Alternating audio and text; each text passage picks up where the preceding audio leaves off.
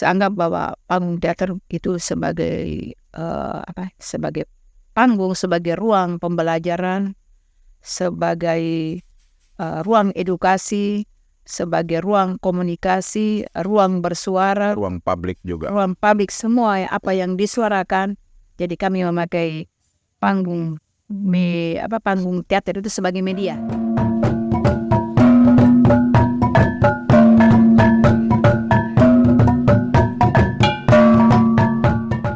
Assalamualaikum warahmatullahi wabarakatuh. Selamat malam Bunda.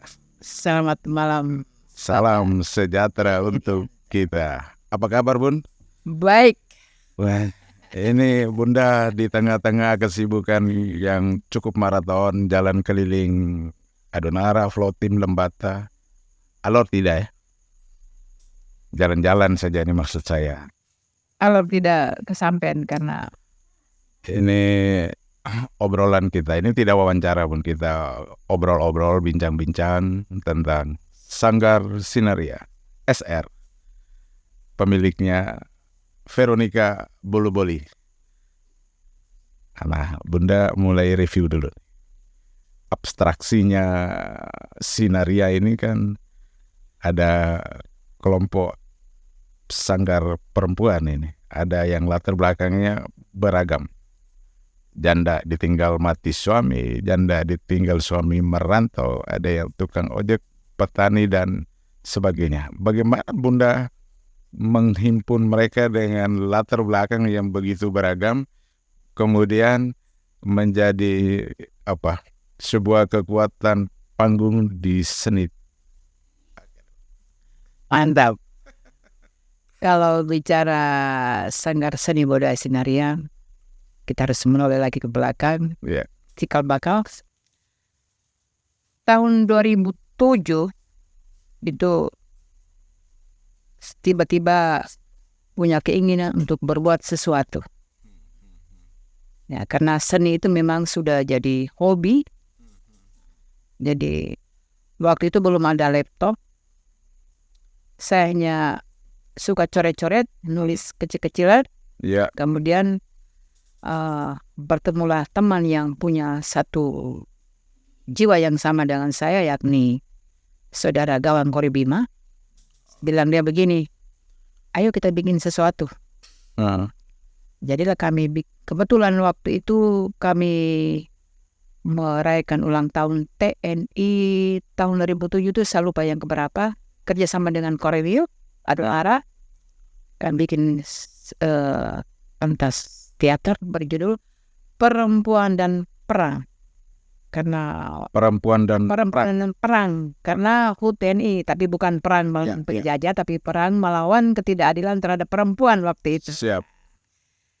Setelah selesai pementasan, rupanya banyak apresiasi, banyak anjuran untuk, ayo Ibu Vero, bikin sanggar sudah, bagus ini, malam ini bagus sekali. Jadi waktu manggung dengan ke Koramil itu belum punya sanggar? Belum, waktu itu kan baru kami 2 orang ini punya ide gagasan waktu itu, karena hobi tadi, jadi kepingin bikin sesuatu, ya bikin kita. Ayo Ibu Vero, bikin sudah sanggar. Oh iya. Jadi tahun 2007, tahun 2009 itu terjun ke dunia politik, sehingga sempat tidak terpikirkan lagi. Kemudian setelah itu juga akhirnya mengurus baby yang bontot itu kan, dia lahir tahun 2008, 2009 ikut pemilihan umum. Waktu itu caleg yang pertama kali tahun 2009. Sehingga itu tidak, karena sibuk di situ, kemudian menjadi ibu rumah tangga, urus anak, sehingga tidak konsen lagi ke dunia seni. Tahun 2014 itu juga ikut lagi. Main terus waktu itu, 2009-2014 terjun dunia politik. Kabupaten ya? Kabupaten. Asik. Tahun 2014 setelah pemilihan umum waktu itu, kemudian tanpa disengaja waktu itu masih dengan camat Edward Fernandes yang sekarang Kadis Perumahan Rakyat itu. Karena melihat giat-giat saya, dia sudah melihat, mendengar informasi, sehingga kalau begitu tahun ini kita bikin agak lain, bagaimana saya mempercayakan Ibu Vero untuk bawakan teater tentang temanya apa saja untuk dilombakan di tingkat kabupaten dalam rangka festival seni budaya di Larantuka. Oh, jadi itu pintu masuknya ya? Pintu masuk untuk sanggar ini. Tetapi tunggu dulu, sebelum 2014 itu juga ada event kecil di Surya Mandala. Nah, waktu itu juga dalam rangka ulang tahun Surya Mandala juga, itu juga secara spontanitas saya mengajak ibu-ibu yang di dalam lingkungan kami itu mengisi acara. Nah, jadi kami punya stand dari waktu itu kami bilang stand dari Waiburak, dari Belela. Sehingga akhirnya kami bikin atraksi kecil waktu itu. Sehingga sekembalinya dari sana kami bagaimana ini kalau memang kita sepakat kita bikin satu sanggar, karena ini juga sempat tertahan ini dari 2007 pernah bikin, kemudian terhenti lama, dan bagaimana kalau kita sepakat kita bikin sanggar. Sudah setelah itu. Jadi antara dari tahun 2013 kemudian jeda 1 tahun kemudiannya lah 2014. Jadi setelah kalah pemilu yang kedua kali, jadi kalau mau istilah bilang kompensasi juga mungkin mirip-mirip ke sana, tetapi kemudian ada satu energi baru ketika ditawarkan tadi oleh Pak Camat tadi untuk ikut lomba festival di tingkat kabupaten.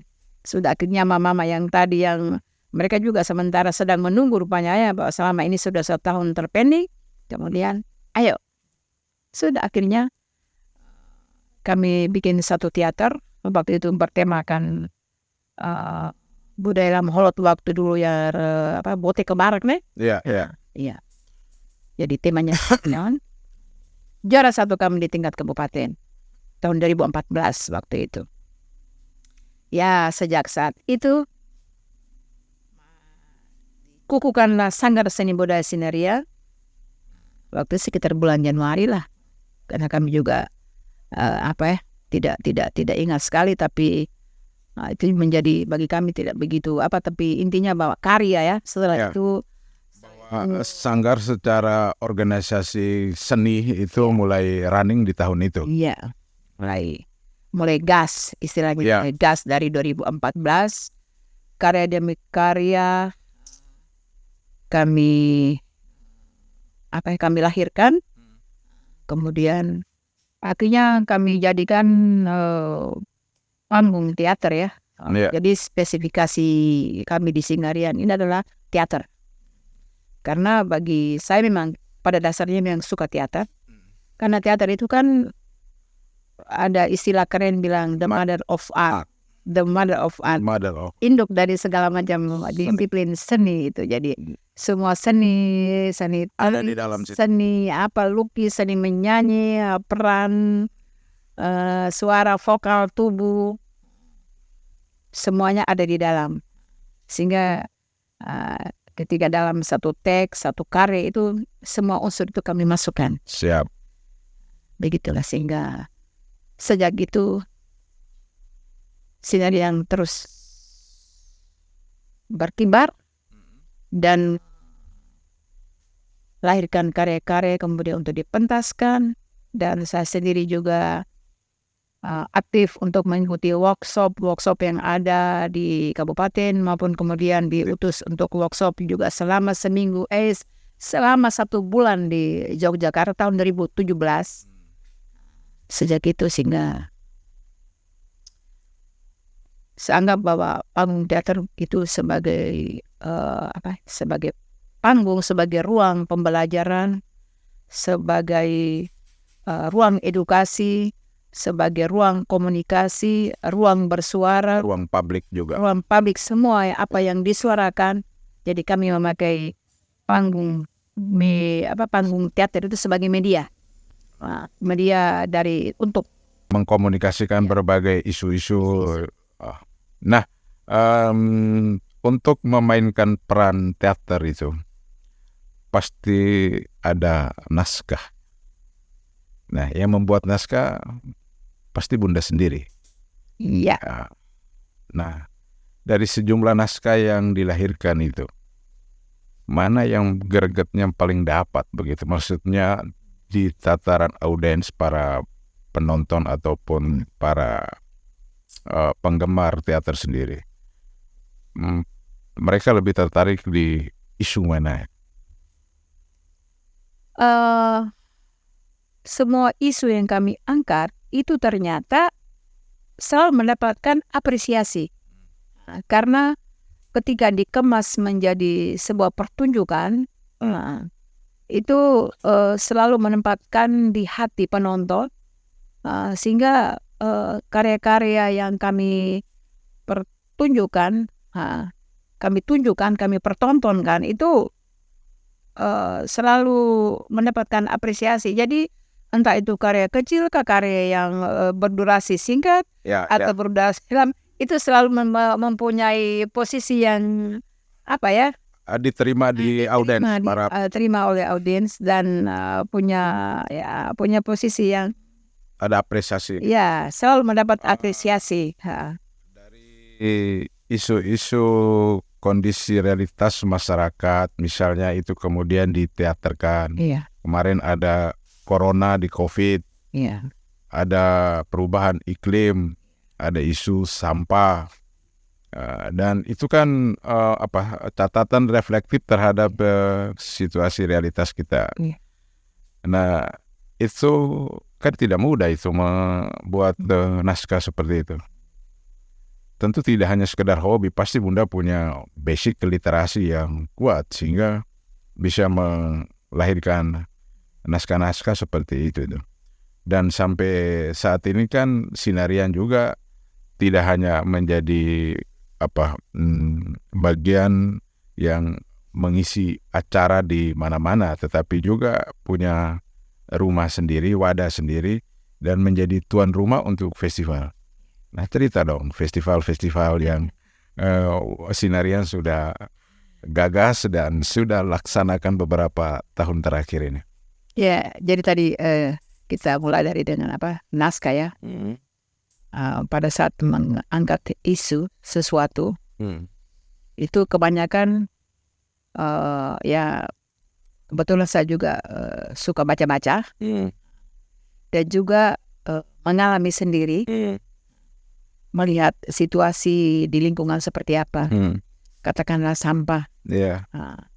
Sampah hari ini kalau seandainya 20-30 tahun lagi, ini lama-lama kita tidur di atas sampah.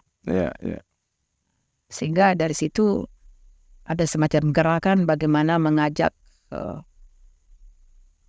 orang untuk melihat sampah ini. Ini seperti apa? Apakah kita hanya melihat begitu saja? Atau juga ada cara untuk menyelesaikan masalah? Misalnya menguraikan dari sampah plastik, kertas, dan sampah organik, begitu ya? Sampah organik dan sampah anorganik.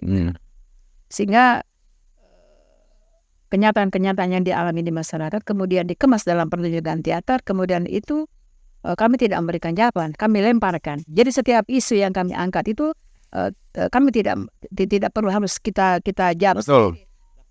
Bahwa itu pesan sosialnya. Pesan sosialnya itu mereka yang mengartikan sendiri menjadi bahan refleksi mereka. Begitu juga waktu corona. Jadi corona itu juga satu naskah yang menurut saya juga bagus ya, artinya menjadi kebanggaan juga karena ini di tingkat nasional. Jadi mereka melihat dramatic reading gitu ya, reading dramatik ya.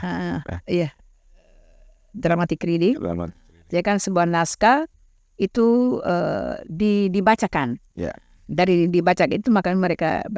Jadi mungkin dari sana mereka menilai, artinya dari mungkin susunan naskahnya, isinya, pesannya dapat kemudian dilihat dari kacamata budaya kita seperti apa, melihat corona itu seperti apa kan waktu itu. Ya akhirnya mendapatkan apresiasi. Kita juga tidak sangka ya mendapat 5 terbaik tingkat nasional. Jadi ada 5 kelompok ini yang terbaik semua. Begitulah. Terus isu-isu yang lain juga, isu setiap 17 Agustus itu juga kita angkat isu-isu soal negara kita, terutama untuk pluralisme dan kemajemukan. Iya, dan itu Toleransi. makan suara-suara NKRI. Ya, itu juga. Apalagi hari ini ya, situasi politik yang hari ini. Begitu ya, kita lihat semakin memanas. Tapi hati tetap adem lah. Hati tetap adem. Sejuk. Mengajak bahwa walaupun kita berbeda pilihan, tetapi kita tetap satu. Yes. Jangan hanya karena kepentingan politik per 5 tahun sekali, tapi hubungan persaudaraan kita jadi hancur berantakan, kacau balau. Itu yang Hanya karena beda pilihan. itu tidak boleh. Dan itu juga bisa dijadikan judul teater. Kenapa tidak? Itu juga kami sudah bikin. Sudah bikin ya? Sudah bikin. Itu hampir tiap tahun itu kalau ada waktu kita ulangi lagi. Kemudian dari sekian Bunda punya anggota Sinaria ini dengan latar belakang yang berbeda-beda, bagaimana membuat mereka atau memoles mereka membuat mereka peran-peran yang strategis di peran panggung, membuat mereka bisa berteatrikal lebih enak gitu. Itu kan bagaimana mengajarinya gitu loh. Jadi mereka mama-mama semua ini punya karakter, itu saya sudah tahu semua. Oh gitu. Mama A, ini dia punya peran cocok, ini cocok yang ini. Maksudnya orang baik, orang jahat. Nah, ini yang ada melankolisnya. Ini kalau dibilang semacam yang lebih tua. Iya. Itu juga ada. Jadi sudah punya porsi masing-masing. Di kami itu ada satu yang memang dia buta aksara. Ada satu mama itu memang dia buta aksara. Tapi saya buat sedemikian rupa supaya dia tetap punya kepercayaan diri, supaya tidak terlihat di publik bahwa dia buta aksara. Itu juga saya membuat dia punya porsi juga tersendiri. Sehingga di mata teman-teman yang lain, itu juga dia tetap eksis. Dan itu membuat dia tetap confident dengan. Iya. Jadi contohnya saja mungkin yang lainnya punya teks yang panjang lebar yang bisa hafal. Tapi dia bisa kita arahkan dengan 1-2 kalimat. Dia cara mendengar, kemudian dia menghafal. Itu.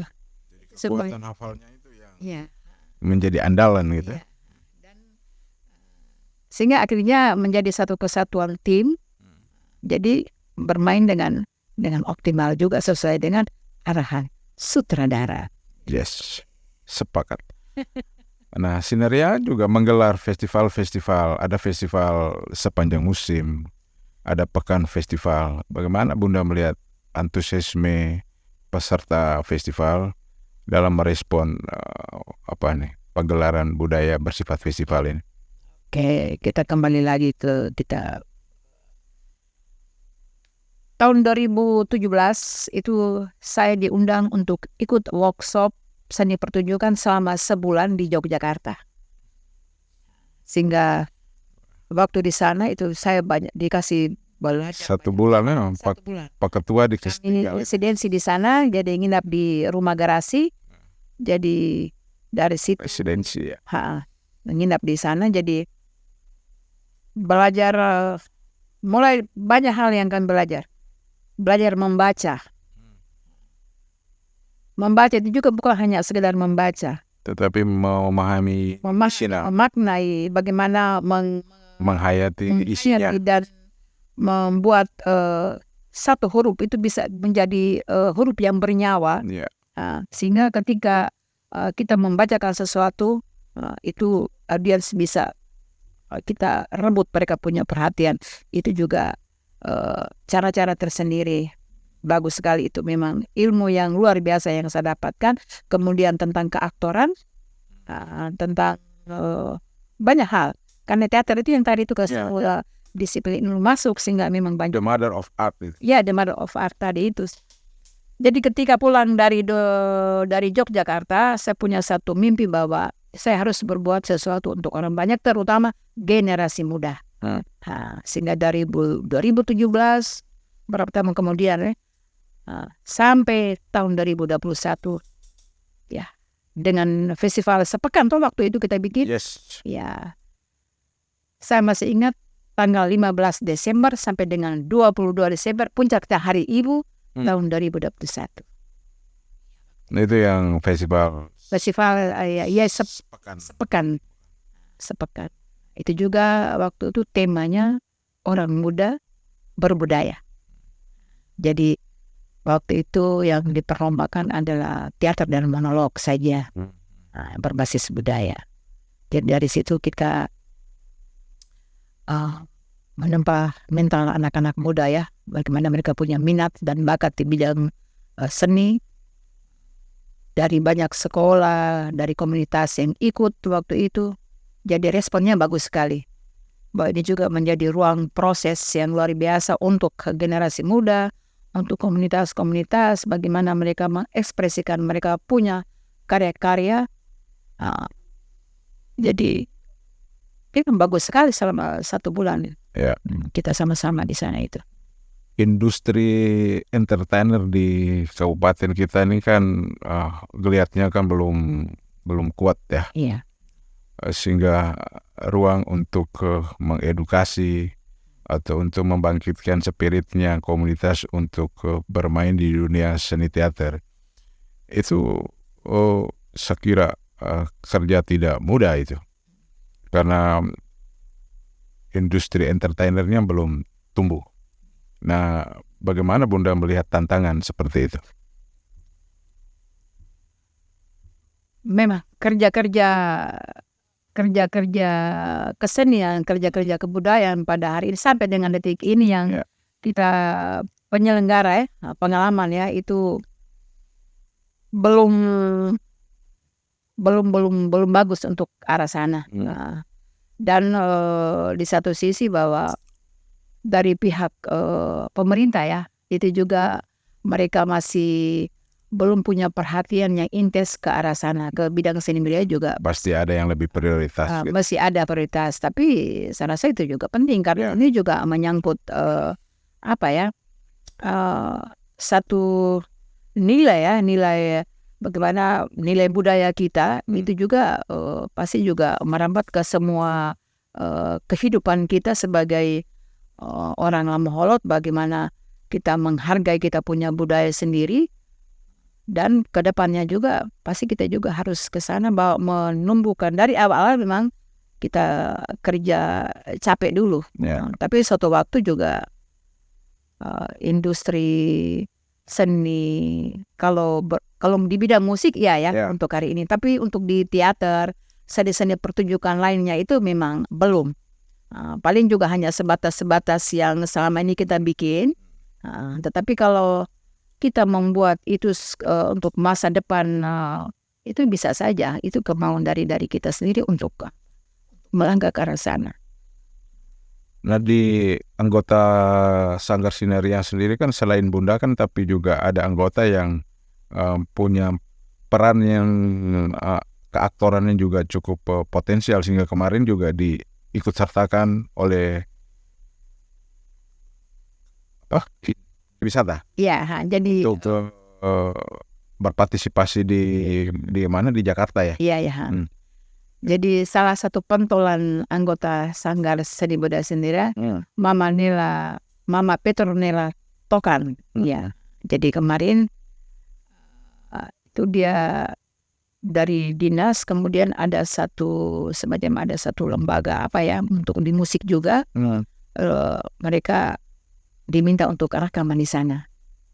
Rekaman di sana untuk kebutuhan itu saya begitu itu kurang tahu, tetapi intinya bagus ya. Artinya kita sudah mulai pelan-pelan mulai mengarah ke sana. Maksudnya itu tadi dengan ruang lingkup yang terbatas, tapi ada anggota Sinarnya yang ikut manggung di pentas di luar Flores Timur di level nasional bahkan itu ya. Iya. Nah itu yang menjadi kebanggaan juga. Iya. Jadi dia masuk di studio rekaman. Studio rekaman. Nah, studio rekaman di Jakarta, saya lupa namanya. Jadi itu yang direkam itu konten lokalnya atau? iya, konten lokal. Jadi menilaikan dia punya talentanya kan di menyanyi di Palembang etnik. Jadi waktu itu ada karya-karya dari lokal juga, kemudian sampai di sana selain pertunjukan direkam, kemudian nyanyian yang direkam di sana. Itu mungkin untuk kebutuhan mereka atau semacam dokumentasi untuk mereka. Jadi intinya bahwa dengan berdirinya Sinariang, jadi mulai dari 2014 perlahan-lahan kami membangun jejaring ya. Bangun jejaring. Pertama adalah dengan dinas pariwisata dan kebudayaan. Kemudian dari situ ada institusi performance ya dari Garasi Yogyakarta yang saya ikut itu juga karena jejaring tadi kita membangun jejaring mulai dari ke dinas pariwisata dan kebudayaan, kemudian dari dinas pariwisata kemarin itu di sana ada Pak Sylvester yang punya network jaringan. Punya jaringan keluar, sehingga saya sendiri juga mengikuti workshop di tingkat kabupaten juga ke tingkat luar. Itu juga karena kita membangun jaring itu. Membangun jaringan sehingga orang di luar mengenal lebih jauh. Jadi biasanya kan setelah pementasan itu kami sering diwawancarai. Wawancari baik itu dari media lokal maupun dari dunia luar. Jadi ada wartawan asing juga meliput juga. Iya, waktu tahun 2018 itu kami pentas di Festival Seni Budaya di Etakenere di Bantala. Itu juga ketua sanggarnya itu diwawancara oleh salah satu media luar itu kan kalau tidak salah dari BBC ya. BBC itu apa punya dari Australia. Selain itu ya wartawan Tempo, wartawan Kompas juga sudah sering wawancara. Biasanya kan kadang duduk sama-sama dengan anggota, kadang juga sendiri. Begitu. Jadi maksudnya kita dengan membangun jaring semakin luas, maka potensi atau bisa juga semacam modal untuk bisa berkembang lebih lanjut lagi, sehingga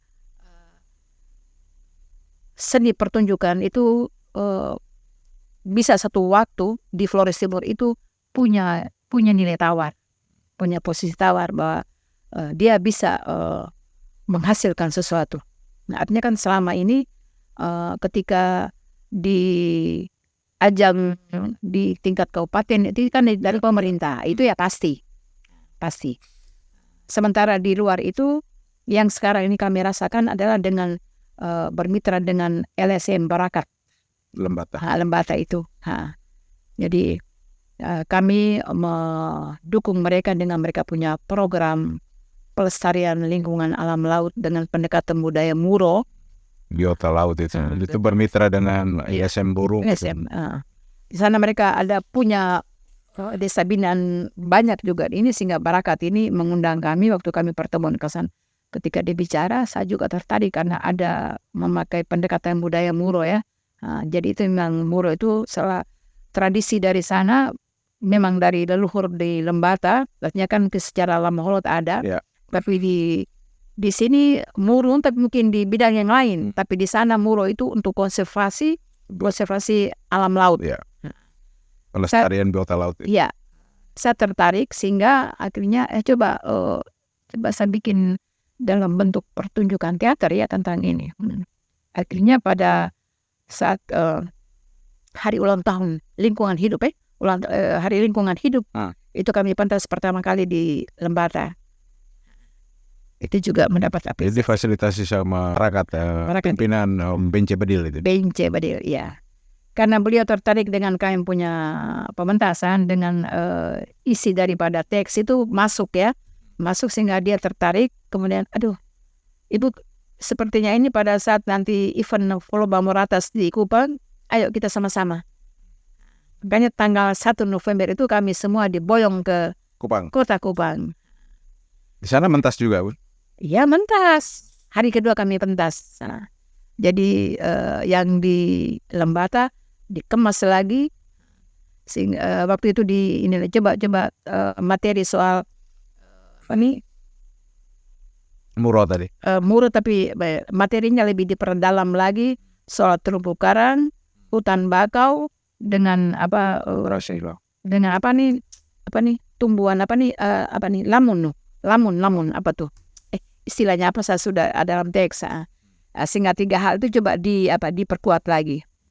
Sudah akhirnya pementasan di Kupang juga berjalan bagus, mendapat apresiasi sampai menangis bahwa ternyata dengan cara ini kita lebih menggugah masyarakat bahwa bagaimana kita menjaga kita punya alam, kita punya bumi ini. Karena pada hari ini dia punya suhu bumi pada hari ini bukan pada kemarin kita mengenal dengan pemanasan global. Yes. Tetapi pada hari ini sudah kepada pendidikan global. Jadi naik levelnya. Ya, levelnya naik. Sekarang yang tadinya panas sekarang sudah mendidih. Jadi bisa dibayangkan kengerian yang akan datang itu seperti apa. Oke. Kiprah Sanggar sendiri ini kan sudah mulai berjejaring di tingkat regional, Kabupaten Flores Timur, Lembata sampai ke provinsi Kupang. Apa sih mimpi besarnya, big dream-nya, sineria ke depan seperti apa? Saya punya mimpi besar bukan untuk sineria, untuk banyak orang yang memang selama ini kita sudah lakukan dengan wadah sineria. Wadah sineria itu ya seperti tadi saya katakan tadi bahwa mimpi besarnya itu bahwa dia harus punya nilai tawar.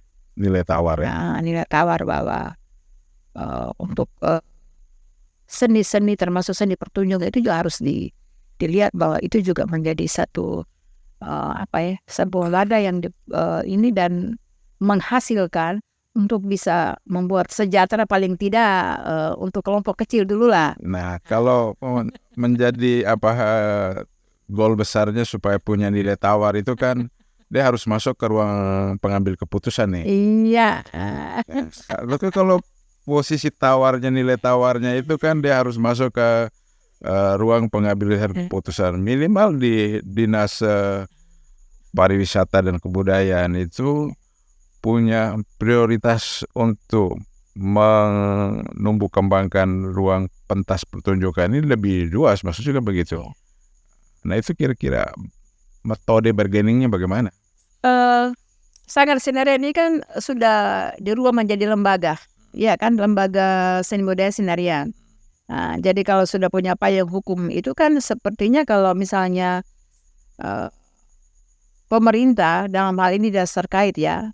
Seandainya kalau ada program-program program pemberdayaan, coba bisa dikasih ke pihak ketiga yang mengelola supaya dia itu bisa menghidupkan paling tidak pada saat itu kan menguntungkan gitu. Iya, organisatornya.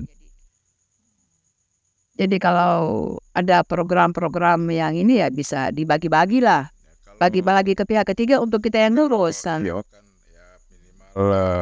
Wadah IO-nya punya manajemen yang bagus, minimal dia punya SDM-nya juga mumpuni sehingga ketika ruang kerjasama itu trust-nya naik. Dan kepada yang memberikan pekerjaan itu. Iya. Jadi ada program yang dinas bisa handle sendiri. Bisa juga bekerjasama dengan lembaga-lembaga di luar yang bisa jadi IO untuk membantu mendukung program itu supaya bisa langsung kenanya di titik-titik di masyarakat di mana tempat itu Jadi itu juga menjadi harapannya ya. Iya. Oke, terakhir Bunda, closing statementnya untuk para pencinta seni budaya di Flores Timur, Lembata dan juga NTT. Paling tidak daerah Lama Holot kita ini kan Flores Timur tuh Adonara, Solor, Lembata dan juga Alor itu. Punya pesan khusus kepada mereka untuk bagaimana melihat seni pertunjukan ini menjadi sesuatu daya tarik dan menjadi bagian industri pariwisata kita. Ya. Jadi untuk Lama Holot, kita Flores Timur ini kan kita kenal dengan budaya Lama Holot ya. Ya. Jadi kita memiliki begitu banyak ragam kekayaan budaya, baik itu kesenian tradisinya. Kesenian tradisi itu menyangkut tariannya, tembang-tembang etiknya. Kemudian itu bisa diramu menjadi sebuah atraksi besar, baik itu tarian dan juga bisa dikemas dalam sebuah pertunjukan teater. Semua kekayaan itu kemudian ada wadah yang mengaturnya, kemudian ada orang yang bisa memperjuangkan ketika duduk di jabatan-jabatan strategis supaya dia bisa melihat itu semua. Bahwa saya punya mimpi besar bahwa kebudayaan kita itu harus punya, yang tadi saya sudah sebutkan, harus punya posisi tawar. Itu menjadi salah satu modal. Itu juga bisa menghidupkan kita. Dia itu bukan hanya sekedar menjadi hiburan semata, tetapi itu juga bisa menjadi modal untuk kita mengembangkan dengan cara kita, dengan cara mengelolanya sedemikian rupa sehingga itu menjadi nilai tawar dan itu menjadi hal yang menjadi modal keutamaan kita ya, kemudian untuk dikembangkan dan itu bisa menguntungkan secara ekonomi untuk semua orang. Jadi bukan kita menjual kebudayaan kita, tapi bukan. Itu menjadikan budaya untuk ruang ekonomi. Kalau selama ini ruang ekonomi bilang nomor yang kesekian lah. Karena dibilang seni budaya kita punya budaya menghasilkan gitu. Iya, jadi selama ini karena lihat masih dengan sebelah mata, sehingga itu yang kita lihat posisinya kesekian. Tapi kalau ketika dia sudah punya posisi tawar, punya nilai tawar, ya kenapa tidak? Ya itu dia maksudnya. Oke Bunda, terima kasih banyak, obrolan sangat luar biasa, bisa menginspirasi dunia seni pertunjukan teater di Flores Timur, Lembata, Alor dan NTT. Thank you. Oke.